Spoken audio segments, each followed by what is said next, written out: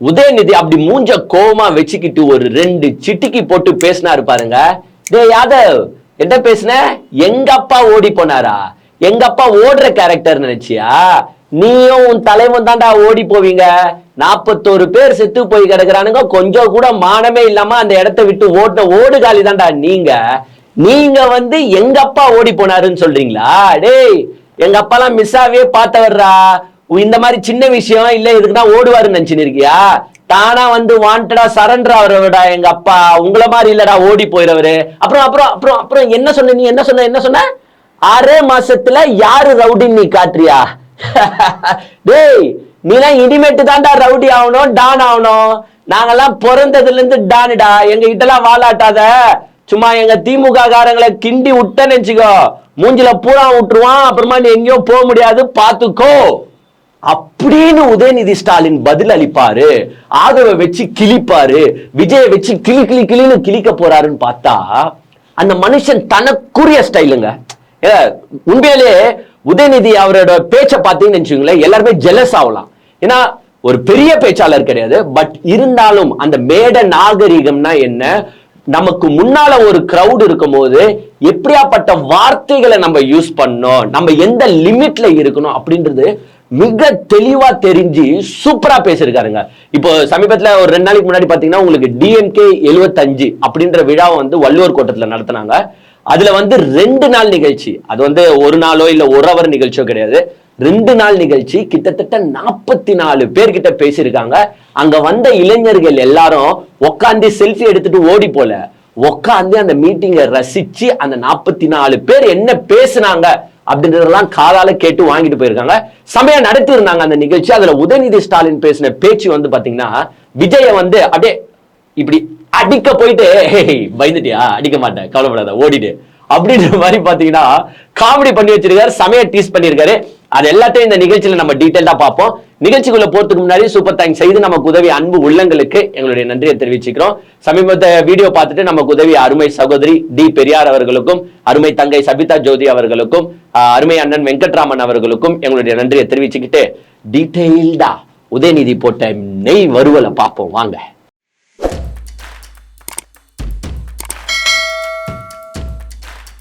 நிகழ்ச்சிக்குள்ள போறதுக்கு முன்னாடி ஒண்ணு சொல்லலாம்னு நினைக்கிறேன். அது என்னன்னு பாத்தீங்கன்னா, தாவேக்காவை சேர்ந்த அனைவரும், எப்படி தாவேக்காவை சார்ந்த அனைவரும், தலைவர் உட்பட விஜயும் பார்க்கணும், ஆதவ் அர்ஜுனாவும் பார்க்கணும். அங்க பேசுற அந்த மேடை பேச்சாளர்கள் எல்லாருமே என்ன பண்றீங்கன்னா, ஃபர்ஸ்ட் போய் உக்காந்து உதயநிதி ஸ்டாலின் பாத்தீங்கன்னா இப்போ திமுக 75 அப்படின்ற நிகழ்ச்சியில கிட்டத்தட்ட 35 நிமிஷமோ 40 நிமிஷமோ பேசியிருக்காரு. அதுல 1 நிமிஷம் கூட ஃபார்வர்ட் பண்ணாம உட்காந்து இந்த 40 நிமிஷத்தை பார்த்தாலே உங்களுக்கு 400 புக்கு படிச்சதுக்கு சமமாகும். ஏன்னா நீங்களாம் எப்படியாப்பட்ட குரூப்னு பாத்தீங்கன்னா, படங்களை பார்த்து வளர்ந்த குரூப். அதாவது விஜயோட பஞ்சு வசனங்கள் பார்த்து வளர்ந்துருப்பீங்க, விஜயோட ஃபைட்டிங் சீன்ஸ், மாஸ் சீன்ஸ் பார்த்து வளர்ந்துருப்பீங்க, விஜயோட ஆக்ஷன் டான்ஸ் இருக்கு பாருங்க, அப்படியே ஆடுவாரு சாவு டான்ஸ். இந்த மாதிரி டான்ஸை பார்த்து வளர்ந்த டீம் நீங்கன்றனால ஒரு மேடை ஏரியும் எப்படி பிஹேவ் பண்றீங்கன்னா இதே மாதிரிதான் பிஹேவ் பண்றீங்க. இதே பஞ்சு வசனம், இதே மாதிரி எதுகை மோனை டைலாக், இப்படியேதான் பேசுறீங்களே தவிர்த்து அந்த மேடை நாகரிகம்ன்றது உங்ககிட்ட கொஞ்சம் கூட இல்ல.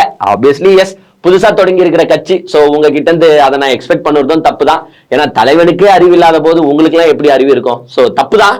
அதனாலதான் என்ன சொல்றேன்னா, உதயநிதி பேசின பேச்ச ஒரு 40 நிமிஷம் தானே. டே இங்கெல்லாம் பாருங்க, ஒன்னு சொல்லிக்கிறேன், நீங்களாம் 2026ல சிஎம் ஆக போற கேண்டிடேட்ஸ், சிஎம் ஆக போற கட்சி நீங்க, சரியா? அதனால நீங்க என்ன பண்ணணும்னா, 40 நிமிஷம் தானே, எவ்வளவோ வாழ்க்கையில ஸ்பெண்ட் பண்ணுவீங்க, எவ்வளவோ படங்களை பார்த்து ஸ்பெண்ட் பண்ணிருப்பீங்க. ஒரு 40 நிமிஷம் இந்த வீடியோ பாத்தீங்கன்னா எல்லாருமே எப்படி மேடை நாகரிகத்தோட பேசுறது அப்படின்றது தாவேக்கா காரங்களுக்கு தெளிவா புரிஞ்சிடும். நீங்களும் பேச ஆரம்பிச்சிடலாம்.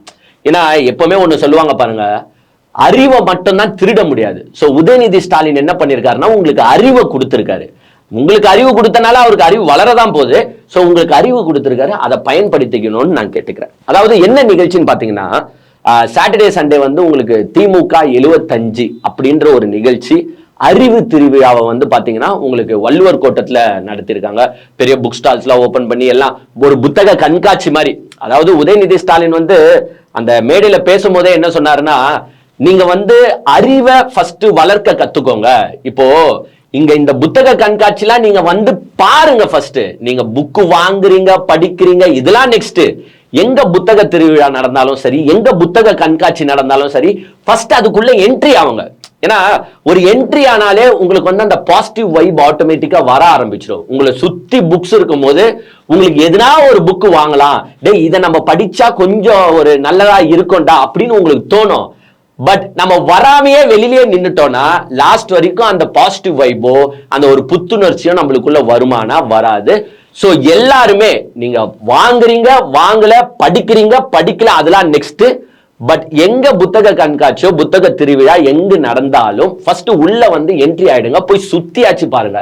இந்த மாதிரி கண்டென்ட்டை தான் உதயநிதி ஸ்டாலின் ஸ்டார்டிங்ல இருந்தே பேசுறாரு. எஸ், அறிவு வேணும், அறிவு வழங்க. நம்ம வந்து கொள்கையால வளர்க்கப்பட்டவர்கள் நாம. ஏன்னா அங்க இருக்கிறதெல்லாம் வந்து பாத்தீங்கன்னா அது இளைஞரணி சார்பா நடத்தப்பட்ட ஒரு நிகழ்ச்சி அப்படின்றனால ஃபுல்லா வந்து இளைஞரணி கிரௌடு தான் இருந்துச்சு. ஏன்னா புக்ஸ் அந்த ஸ்டால்ஸ் எல்லாம் பார்த்துட்டு அப்புறமா வந்து இந்த 44 பேர் பேசியிருக்காங்க. கிட்டத்தட்ட 2 நாள் ஃபுல்லா நடந்திருக்கு. 44 பேர் கிட்ட பேசியிருக்காங்க. அதனாலதான் அவர் சொல்றாரு, அவர் உதயநிதி பேசும்போதே என்ன சொல்றாருன்னா, விஜய் வந்து ஒரு லைட்டா கலாய்க்கிற மாதிரி போகுது. அது அவர் என்ன சொல்றாருன்னா, நம்மளாம் வந்து கொள்கைவாதிகள், நம்ம வந்து நம்மளுடைய தத்துவங்கள், நம்மளுடைய கொள்கைகள், இதை பார்த்துதான் நம்ம வளரணுமே தவிர்த்து பல கட்சிகள் இருக்கு, அவங்கள மாதிரி இருக்கக்கூடாது. நம்ம வந்து வரலாறு தெரிஞ்சுக்கணும்னு நம்ம ஆசைப்படணும். சோ நிறைய படிங்க, இதுதான் அவரோட மெயின் கண்டென்ட். நீங்க எல்லாருமே நிறைய படிக்கணும் அப்படின்றதுதான் மெயின் கண்டென்ட். ஏன்னா நாமெல்லாம் வந்து ஒருத்தரை பார்க்க வந்த கூட்டம் கிடையாது. அவரே சொல்றாரு. இப்ப இளைஞரணி செயலாளர் வந்த உடனே ஒரு விசில் அடிக்கிறதோ, இல்ல மாலை போடுறதோ, இல்ல சால்வை போடுறதோ, இல்ல புக்கு கொடுக்கறதோ அப்படி நிறுத்துற கூட்டமா நம்ம இருக்க கூடாது. ஏன்னா விஜய் கூட்டத்துல என்ன நடக்குதுன்னு தெரியும் உங்களுக்கு. விஜய் வருவாரு, அது வரைக்கும் டாம் தூம் தோம் திம்மு தம்மு தம்முன்றுவானுங்க.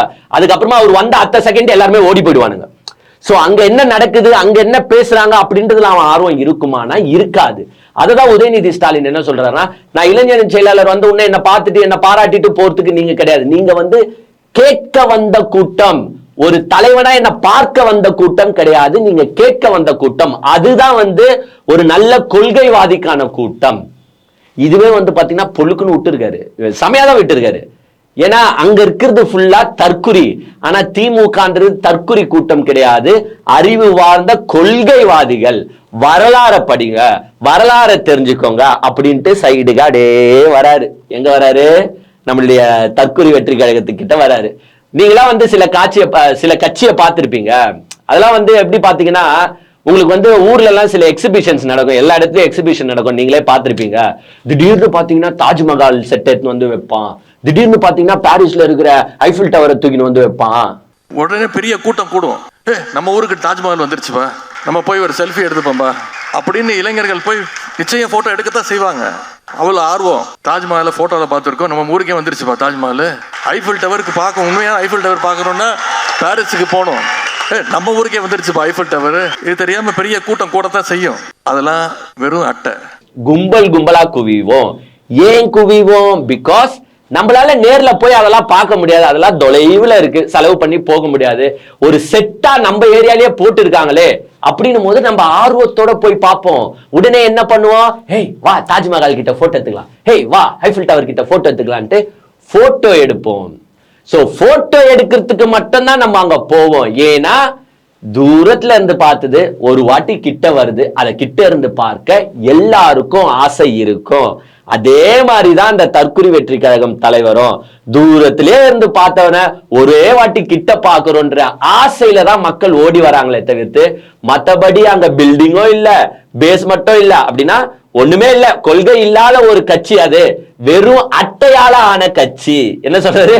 அட்டையால ஆன கட்சி. காத்தடிச்சா காணாம போயிடுங்க. இதுதானே உண்மை. அட்டையாளான தாஜ்மஹால் என்ன காத்தச்சா பறந்து போகுது?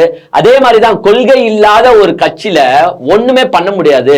என்ன ஒரு நீங்க வந்து என்ன சொல்லி மக்கள் கிட்ட வந்து ஓட்டு கேட்பீங்க, என்ன சொல்லி இளைஞர்களை மாத்துவீங்க? ஏன்னா அங்க கொள்கைன்றது ஒண்ணு கிடையாது. இது வரைக்கும் அந்த கட்சியில தலைவர் கொள்கையை பத்தி பேசிருக்காரா, இல்ல பொதுச் செயலாளர் கொள்கையை பத்தி பேசிருக்காரா? யாருன்னா அந்த கட்சியில இருந்து கொள்கையை பத்தி பேசிருக்காங்களா? கிடையாது. சோ பில்டிங்கோ இல்ல, பேஸ்மெண்ட்டோ இல்ல, காத்தடிச்சா போதும் அந்த கட்சிலாம் காணாம போயிடும். சோ அதை பத்தி எல்லாம் பெருசா எடுத்துக்காதீங்க. எங்க இப்படி கேவலப்படுத்தணுமா எங்க விஜய? இதுக்கு வந்து நான் ஃபர்ஸ்ட் பேசினேன் பாத்தீங்களா, அந்த மாதிரியே உதயநிதி ஸ்டாலின் பேசிட்டு போயிருக்கலாம் போல. காத்தச்சா ஊந்து போடும் இந்த கூட்டம்ன்ற மாதிரி. அதுதான் ஏங்க, ஒரு விமர்சனம் செய்யறது கூட நாகரீகத்தோட விமர்சனம் செய்யணும். இப்போ நாங்களே சில விமர்சனம் செய்வோம், நாகரீகத்தோட தான் செய்வோம். பட் அங்க இங்க கொஞ்சம் ஒரு வாய்ஸ் ஓவரா போயிடும். அது கூட ஓரளவுக்கு தான் பேசுமே தவிர்த்து எக்ஸ்ட்ரீம்க்கு எல்லாம் போக மாட்டோம். ஆனா அந்த கட்சியில இருக்கானுங்க பாருங்க, எவனா ஒருத்தனுக்கு நாகரீகம் தெரியுமா? எவனா ஒருத்தனுக்கு தோ ஆதவ அர்ஜுனே மேடை ஏறி எப்படி பேசினாரு பாத்தீங்களா? யாரா ரவுடி பாப்போமா, ஏய் என்ன தொட்டு பாடுறா, இப்போ பாடுறா பாடுறா, அவரு தொட்டு பாருன்னு சொன்னா கூட பரவாயில்ல, இருக்காரு பாடுறா எங்க அண்ணன், வாடா வாடா முடிஞ்சா எங்க அண்ணன் மேல கைய வைடா பாப்போம், ஓ மீசக்காரா உன்னை இரு வந்தனா தட்டி தூக்கிடுவேன். இதெல்லாம் பேச்சா? நீங்க சொல்லுங்க. இப்படிலாம் ஒரு பெரிய இடத்துல இருக்கிற ஒரு போஸ்டிங்ல இருக்கிறவன் பேசினா கீழே இருக்கிற தொண்டை எப்படி பேசுவான்?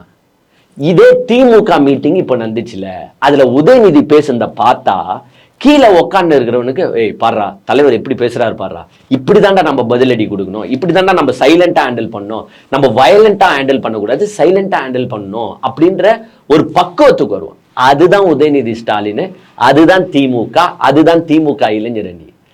தமிழ்நாட்டிலேயே பாத்தீங்கன்னா நம்பர் 1 இளைஞர் அணி எதுன்னு பாத்தீங்கன்னா எப்பவுமே திமுக இளைஞர் அணி தான். ஆனா இவங்க நேற்று தொடங்கின கட்சி என்ன நினைச்சுக்கிறாங்க, இளைஞரே என்கிட்ட தாண்டா இருக்கு, காலேஜ்ல இருந்து 5000 ஓடி வரான், காலேஜ்ல இருந்து 10,000 ஓடி வரான், எல்லாம் உன்னை பார்க்க ஓடி வராயா, உன் பேச்ச கேட்க ஓடி வரானா? நீ சொல்ல, உன் பேச்ச கேட்க ஓடி வரானா? நீங்க சொல்றீங்க, அன்னைக்கு ஆதவ அர்ஜுன் பேசிட்டு சொல்றாரு, உதயநிதி ஸ்டாலின் வந்து போனா யார் பாப்பா, அவங்க அப்பா ஸ்டாலின் வந்து போனா யார் பாப்பா, அதோ சைக்கிளிங் போனா கூட பார்க்க மாட்டாங்க, காலியா இருக்கு. எது ஆதவ அர்ஜுன் சொல்றாரு. நான் என்ன சொல்றேன், உன் விஜயே ஒரு 100 வாட்டி நந்து போனாருன்னா அதுக்கு நாய் கூட மதிக்காது அவங்க ஆள. நீங்களே செட்டிங் போட்டு தானே கிரௌட தூக்கி வரீங்க. ஏன் ஒரு வாட்டி அம்பேத்கர் சிலைக்கு மாலை போட போனாரு தெரியுமா? சிவனேன்னு போயிட்டு பக்கத்துல ஒரு 4 பேர் கூட இல்ல, அவரே கவர்ல தூக்கிட்டு போய் போட்டு அவரே வந்தார். அது மாதிரிதான் வாக்கிங் உதயநிதி ஸ்டாலின் போனாரு. அவருனா எல்லாம் வாங்க எல்லாம் வாங்க, நான் வாக்கிங் போறேன், வாங்க வாங்க வாங்க வாங்க, நான் 7 மணிக்கு வாக்கிங் வரேன், நீங்க 12 மணிக்கெல்லாம் வந்துருக்குன்னு சொல்லிட்டு போனாரு நினைச்சுருக்கியா? பேச்சு இதுதான். ஆதவ் அர்ஜுன் ஒரு தற்குறியாகவே மாறிவிட்டார் அப்படின்றதுதான் அவரோட பேச்சு. சோ இந்த வள்ளுவர் கோட்டத்துல நடந்த நிகழ்ச்சியில உதயநிதி ஸ்டாலின் பாத்தீங்கன்னா நிறைய பாயிண்ட்ஸ் பேசியிருக்காரு. அதுல அந்த வள்ளுவர் கோட்டத்தை பத்தி கொஞ்சம் எக்ஸ்பிளைன் பண்ணாரு பாருங்க. அது உண்மையிலேயே ஒரு மெய்சில் இருக்கிற மாதிரி ஆயிடுச்சு. ஏன்னா அந்த டீடைல்ஸ் எனக்கு தெரியாது, அவர் சொல்லும் போதுதான் அதுல இருந்து நானே தெரிஞ்சுக்கிட்டேன். So thanks to Udhayanidhi Stalin. ஆக்சுவலா 1973 இந்த வள்ளுவர் கோட்டத்தை பாத்தீங்கன்னா கலைஞர் தான் முன்னிலை எடுத்து கட்ட ஆரம்பிச்சாரு. 1973 கட்ட ஆரம்பிச்சு பொறுமையா கட்டி முடிக்கிற டைம் 1976ல இதுக்கு இனாகிரேஷன் நடத்தலாம், பிப்ரவரி 1976ல இனாகிரேஷன் நடத்தலாம் பிளான் போடும்போது என்ன பண்றாங்க, எமர்ஜென்சில ஆட்சியை டிஸ்மிஸ் பண்ணிடுறாங்க. அப்போ கஷ்டப்பட்டு கட்டுந்து யாரு, திமுக. எமர்ஜென்சில டிசால்வ் பண்ணனால என்ன பண்றாங்கன்னா கவர்னரும் பிரசிடென்ட்டும் இதை திறக்கிறாங்க. கலைஞருக்கு ஒரு வார்த்தை கூட சொல்ல, கலைஞரை மதிக்கவும் இல்லை, கலைஞர் நட்டு வச்ச ஒரு கல்வெட்டையும் தூக்கி போட்டு தூர தள்ளிட்டு இவங்க இனாகிரேஷன் பண்ணிட்டு போயிட்டாங்க. அப்ப எப்படி இருந்திருக்கும் பாருங்க. அவரு கஷ்டப்பட்டு, கலைஞரை பத்தி உங்களுக்கே நல்லா தெரியும், எல்லாமே ரசிச்சு செய்யக்கூடிய கேரக்டர் தான் கலைஞர். ஏன்னா உங்களுக்கே தெரியும், இந்த புது தலைமைச் செயலகம் ஓமந்தூரார்ல எவ்வளவு பெருசா பிரம்மாண்டமா ரசிச்சு கட்டியிருப்பாரு. ஆனா அதை அதிமுகவை சார்ந்த அம்மா, தெய்வ அம்மா என்ன பண்ணாங்கன்னா, நீ கட்டின செக்ரட்டேரியட்ல நான் உக்காரணுமா, அப்படிலாம் உட்கார முடியாது, இப்ப வைக்கிறேன் பாரு ட்விஸ்ட் அப்படின்ட்டு அதை ஹாஸ்பிட்டலா மாத்திட்டாங்க. சரி, அதா எப்படி சொல்றது, வினை விதைத்தவன் வினையா இருப்பான். சோ அந்த மாதிரி அவங்க வச்சதுக்கு அவங்களே அறுத்துக்கினாங்க, போயிட்டாங்க. ஓகே, எல்லாருக்குமே இறப்புன்றது ஒரு நாள் வரும். பட் அந்த இறப்புக்கு முன்னாடி நம்ம சில நல்லதை தான் செஞ்சுட்டு போகணுமே தவிர்த்து கெட்டதை செய்யக்கூடாது. அவங்க அதை செக்ரட்டேரியட்டை ஹாஸ்பிட்டலா மாத்தாங்க. சரி ஓகே, இப்ப ஹாஸ்பிட்டலா வச்சு யூஸ்ஃபுல்லா இருக்கு, அது வரைக்கும் சந்தோஷம். சில டைம்ல என்ன தெரியுமா செய்வாங்க, இழுத்து போட்டு எதுவுமே யூஸ் ஆகாத மாதிரியே வச்சுட்டு போவாங்க அவங்க. ஆனா டிஎம்கே அந்த அம்மா உணவகத்தையும் இப்பயும் எடுத்து நடத்துறது தான் டிஎம்கே. ஆக்சுவலா எலெக்ஷன் கேம்பெயின்ல என்ன சொல்லியிருந்தாங்கன்னா, அம்மா உணவகத்தை அண்ணா உணவகமாக பேர் மாற்றம் செய்யப்படும் சொல்லி இருந்தாலும் பேரே மாற்றம் செய்யாம அம்மா உணவகம் இயங்கிட்டு வந்துட்டு தான் இருக்கு. சோ அந்த வள்ளுவர் கோட்டத்தை பாயிண்ட் அவுட் பண்ணி 1976ல இவங்க பண்ணிடுறாங்க. அதுக்கப்புறமா 13 வருஷம் கழிச்சு 1989ல டிஎம்கே ஆட்சிக்கு வருது. அப்ப 1976ல இவங்க இனாகிரேஷன் பண்ணும்போது கலைஞர் முரசொலியில எழுதியிருந்தாரா, அதாவது தான் பெற்ற பெண்ணுக்கு கல்யாணம் நடக்குது, தான் பெற்ற பெண்ணுக்கு கல்யாணம் நடக்குது, அந்த தாலி கட்டுற நேரத்துல கூட அம்மா வெளியில நின்னுட்டு இருந்தா, இது மண்டபத்துக்குள்ள அலௌட் இல்லாம அம்மா வெளியில நின்னுட்டு இருந்தா அந்த அம்மாக்கு எப்படி ஒரு பெயின் இருக்குமோ அந்த பெயின் எனக்கு இருக்கு அப்படின்றது கலைஞர் 1976ல எழுதினாரா. அப்புறமா 1989ல ஆட்சிக்கு வந்த பிறகு, அதாவது முதலமைச்சர் ஆன பிறகு, அவர் முதலமைச்சரா எங்க தெரியுமா அந்த பதவி பிரமாணம் செஞ்சாராம்? வள்ளுவர் கோட்டத்துல தான் செஞ்சாராம். சோ எப்படி இருக்கு பாருங்க, ஒரு 13 வருஷம் ஆன பிறகும் தான் கஷ்டப்பட்டு கட்டின ஒரு மண்டபத்துல தான் நான் பதவி பிரமாணம் செய்வேன் அப்படின்ட்டு 1989ல பதவி பிரமாணம் செஞ்சாரு கலைஞர் அங்க. அப்படின்ற பாயிண்ட்லாம் வந்து வரலாறு தானங்க இது. எனக்கு சத்தியமா தெரியாது, பல பேருக்கு தெரிஞ்சிருக்கலாம், பட் எனக்கு அந்த பாயிண்டே தெரியாது. அதெல்லாம் பேசிட்டு அப்புறமா வந்து தன்னுடைய தந்தைய பத்தியும், அவர் வந்து இப்ப லேட்டஸ்டா கூட முதலமைச்சர் வந்து உதயநிதி சார் வந்து பாராட்டி இருப்பாரு, நல்லா வேலை செய்யறாரு தம்பி அப்படின்றத. அதை வந்து உதயநிதி என்ன எடுத்து பேசுறாருன்னா, எங்க அப்பா வந்து பாராட்டுறது வந்து நான் வந்து ஒரு எம்எல்ஏவா இருக்கும் போது என்ன நிறைய வாட்டி பாராட்டி இருக்காரு, நான் வந்து மினிஸ்டர் ஆன பிறகு என்ன கொஞ்சம் வாட்டி பாராட்டி இருக்காரு, நான் வந்து டெபுட்டி சிஎம் ஆன பிறகும் என்ன வந்து நான் செய்யற செயல்களை பார்த்து பாராட்டி இருக்காரு. பட் நான் இளைஞரணி செயலாளரா கட்சியை ஒழுங்கா செயல்படுத்துறேன், கட்சியை ஒழுங்கா நடத்துறேன், இளைஞரணிக்கு நல்ல அறிவை புகுட்டுறேன் அப்படின்ட்டு அவர் என்ன பாராட்டுறது எனக்கு மிகப்பெரிய ஒரு சந்தோஷத்தை கொடுக்குது. ஏன்னா ஆட்சியை நடத்தலாம், கட்சியை நடத்துறது கஷ்டம். ஏன்னா ஒரு கட்டுக்கோப்பா, ஒரு இவ்வளவு இளைஞரணியினரையும் கட்டுக்கோப்பா வச்சுக்கிட்டு ஆட்சியும் பார்க்கணும், கட்சியும் பார்க்கணும், இந்த நிகழ்ச்சியும் பார்க்கணும், அந்த நிகழ்ச்சியும் பார்க்கணும் போது நிறைய வந்து ஒரு புத்தியும் இருக்கணும், அறிவும் இருக்கணும், எனர்ஜியும் இருக்கணும். ஸோ இது எல்லாத்தையும் வந்து பாத்தீங்கன்னா அழகா சூப்பரா வந்து உதயநிதி ஸ்டாலின் வந்து கிட்டத்தட்ட 35 நிமிஷம் பேசினாரு. நடுவுல நம்ம எடப்பாடியும் வச்சு செஞ்சாரு. அவங்க வந்து கட்சி தெரியல உங்களுக்கு, ஏடிஎம்கே வந்து எப்படி ஏஐஏடிஎம்கே ஆச்சுன்னு உங்களுக்கும் தெரியும். அந்த வரலாறு கொஞ்ச நாள் பேசினாரு. ஒண்ணுல எமர்ஜென்சில வந்து அப்போ வந்து மாநில கட்சிகள் அங்கீகாரங்கள் வந்து ரத்து செய்யப்படும் அப்படின்னு அறிவிச்ச உடனே ஃபர்ஸ்ட் ஆளா குடுகுடுன்னு டெல்லிக்கு ஓடி போய் ஏடிஎம்கேன்னு இருந்ததை நாங்க ஆல் இந்தியா அண்ணா திராவிட முன்னேற்ற கழகம், நாங்க வந்து ஒரு மாநில கட்சி கிடையாது, நாங்க ஒரு தேசிய கட்சி அப்படின்ட்டு பயந்து போய் மாத்திக்கினாங்க. ஆனா வந்து திமுக அப்ப கூட எங்களாலாம் மாத்த முடியாது, நாங்க வந்து கொண்ட கட்சிக்காகவும் கொண்ட கொள்கைக்காகவும் தான் நாங்க வாழ்மையை தவிர்த்துன்னு மாத்தாம அப்படியே டிஎம்கே இன்னுமே மாநில கட்சியிலே இருக்கு. அதே மாதிரிதான் பாத்தீங்கன்னா கொஞ்ச நாள்ல வந்து உங்களுக்கு டிவிகே இருக்கு பாருங்க, தமிழக வெற்றி கழகம். அந்த சிச்சுவேஷன் இப்ப வந்துச்சுன்னா ஃபர்ஸ்ட் ஆளா ஓடி போய் ஐயா சார் நாங்க மாநில கட்சி கிடையாது சார், ஆல் இந்தியா தமிழக வெற்றி கழகம் நாங்க மாத்திக்கிறோம் சார்னு மாத்திப்பாங்க. ஏன்னா அது வந்து ஒரு அடிமை கட்சினா, இது வந்து ஒரு தற்குறி கட்சி. உதயநிதி ஸ்டாலினே அப்படியே எடப்பாடியை லைட்டா தொடுறாரு. எடப்பாடிக்கு தெரிஞ்சது 2 விஷயம் தாங்க இப்போ. ஒண்ணு வந்து காலு, இன்னொன்னு வந்து காரு. காரு உங்களுக்கு நல்லா தெரியும், காரை மாத்தி தருப்பாரு, அப்புறமா காரை வச்சு சுத்தின்னு இருப்பாரு.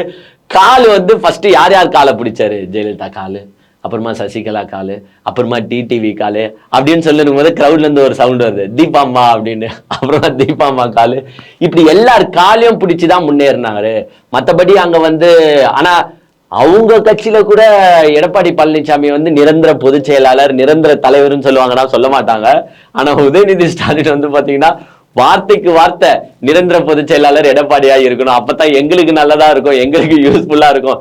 ஏன்னா அவர் செய்யற எல்லா சம்பவங்களும் எங்களுக்கு சாதகமா தான் போய் முடியுது அப்படின்றத வந்து பாத்தீங்கன்னா அழகா பேசியிருக்காரு உதயநிதி ஸ்டாலின். ஏங்க பேசுறது யார் வேணாலும் பேசிடலாங்க, அடுத்தவங்களுக்கு அது புரியணும், என்னதான் கலாய்க்கிறாங்கன்னு தெரியணும், நாகரீகமாவும் கலாய்க்கணும். இதுதான் கஷ்டம். இந்த நாகரிகமா எடப்பாடி பழனிசாமி கூட சில வாட்டி பேசுறதை நீங்க பார்த்திருப்பீங்க, அந்த நாகரிகம் எடப்பாடி பழனிசாமி கிட்ட கூட இருக்காது. ஆனா வந்து திமுகவை சார்ந்தவர்கள், நீங்க சாதா பேச்சாளர்களை விட்டுருங்க, தலைவர்கள் பேசுறது அது ஒரு கண்ணியம் இருக்கணும். உதயநிதி ஸ்டாலின் வந்து எப்போ பேசினாலும் அழகா பேசுவாரு. தான் வந்து ஒரு என் முன்னாடி இருக்கிறது ஒரு அறிவு சார்ந்த கூட்டம், தற்குறி கூட்டம் கிடையாது. ஏன்னா திமுகல வந்து கொஸ்டினே கேட்பாங்க, தற்குறி மாதிரி எல்லாத்துக்கும் ஆமா போட்டுன்னு இருக்கிற கேரக்டர் கிடையாது. உதயநிதியே திடீர்னு ஒரு ஸ்லிப் ஆஃப் த வேர்ட்ஸ் ஏதோ பேசிட்டாலோ ஏதோ பண்ணிட்டாலோ திமுக காரனே கேட்பாங்க, என்ன ஒரு இளைஞரணி செயலாளர் இப்படி பேசியிருக்கலாமா, இப்படிலாம் நீங்க பேசக்கூடாது சார் அப்படின்னு சொல்லுவானுங்க. இப்போ ஒன்றும் இல்லை, இவங்களை ஏன் நம்ம தற்குறி கட்சின்னு சொல்லிருக்கோம்? இப்போ டெல்லியில ஒரு பாம் பிளாஸ்ட் நடந்துச்சு. ஏங்க யார் பொறுப்போ, வேணும்ட்டு பண்ணாங்களோ வேணாம பண்ணாங்களோ இல்ல உண்மையிலே தீவிரவாதி செயலோ ஏதோ ஒன்று இருக்கட்டும், நீங்க ஒரு அறிக்கை விடுறீங்க.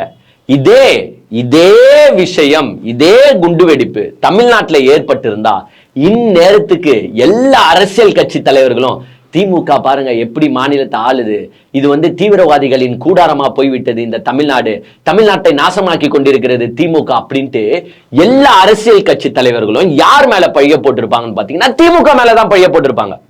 திமுக ஸ்டேட் போலீஸ் என்ன பண்றீங்கன்னு. சரி, இப்ப சம்பவம் டெல்லியில நடந்திருக்குல்ல, ஹோம் மினிஸ்டர் யாருன்னா ஒரு வார்த்தை நேரடியா கேட்டீங்களா?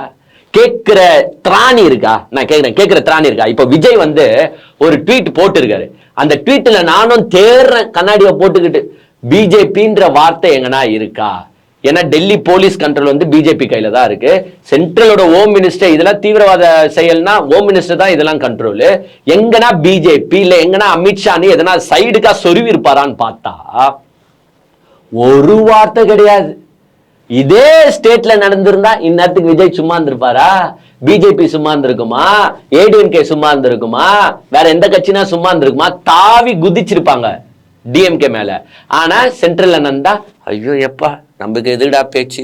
ஏன் இப்போ டிவி கேக்காரங்க கேட்க வேண்டியது தானே, மிஸ்டர் அமித்ஷா எப்படி நீங்க குண்டு வெடிச்ச 10 நிமிஷத்துக்குள்ள போனீங்க, கியாரே செட்டிங்கா அப்படின்னு கேட்க வேண்டியது தானே. 10 நிமிஷத்துக்குள்ள அமித்ஷா எப்படி போனாரு? அவரு வந்து வேலை வெட்டி இல்லாம இருந்தாரு, கரெக்டா எப்படி குண்டு வெடிக்கும் தெரியும், எப்படி போனாருன்னு கேளுங்க டிவி கேட்காரங்களா. நீங்களா கேட்பீங்களா இந்த மாதிரி கேள்விலாம்? கேளுங்க, கேட்க மாட்டீங்க. ஏன்னா கேள்வி கேட்டா ஜெட்டி இல்ல ஜெட்டி அதை கழட்டிட்டு ஓட விடுவாங்க இப்போ பிஜேபியை சார்ந்தவங்க. இதெல்லாம் அதுதான், இந்த மாதிரி கான்ஸ்பிரசிஸ யாருமே செட் பண்ண கூடாது. ஏன் ஒரு பக்கத்துல இருந்து பாரு, அவர் வீடு அங்க இருந்திருக்கும், ஒரு பாம் பிளாஸ்ட்னு தெரிஞ்சு உடனே அந்த இடத்துக்கு போலன்னா அப்புறமா என்னங்க ஹோம் மினிஸ்டர் சோ போயிருப்பாரு. அதே மாதிரி தான் கரூர்ல சம்பவம் நடந்துச்சுன்னு கேள்விப்பட்டு அவ்வளவு உயிர் தத்தளிக்குதுன்னு கேள்விப்பட்டு எவங்க போவாம வீட்டுல உட்காந்து இருப்பான், பெட்ஷீட்டை போட்டு தூங்கினா இருப்பாங்க. கேள்வி கேட்கிறவனுங்க எல்லாத்துக்கும் கேள்வி கேட்கணும். இந்த தற்கொலை கூட்டம் இந்த கேள்வியை வந்து இங்க கேட்குமானா கண்டிப்பா கேட்காது. என கேட்டா ஓட விடுவாங்க. ஒண்ணு.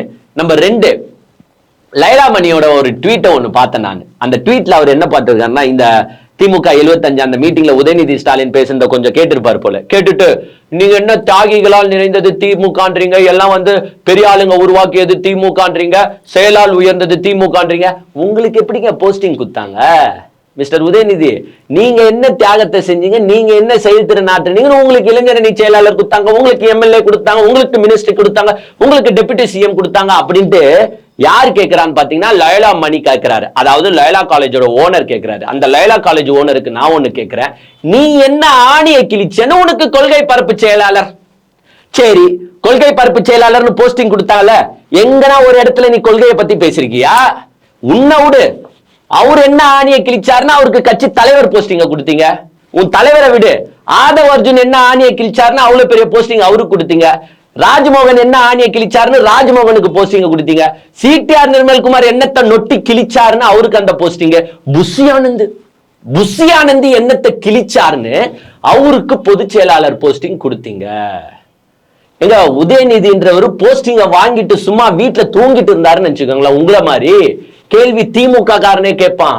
ஆனா இளைஞரணி செயலாளர் ஆனதுல இருந்தோம் சரி, அதுக்கு முன்னாடில இருந்தோம் சரி, எத்தனை தொகுதியை சுத்தி பார்த்திருப்பாருன்னு உனக்கு தெரியுமா? 234 தொகுதியிலும் பிரச்சாரத்துக்கு போனவர் அந்த மனுஷன். நீ உன் வீட்டு பாத்ரூமை கூட எட்டி பார்த்திருக்க மாட்ட, நீ உன் தலைவனும். ஆனா உதயநிதி அந்த சட்டமன்ற தொகுதியில இருக்கிற பப்ளிக் டாய்லெட்டை போய் கிளீன் பண்ணவன் மனுஷன்.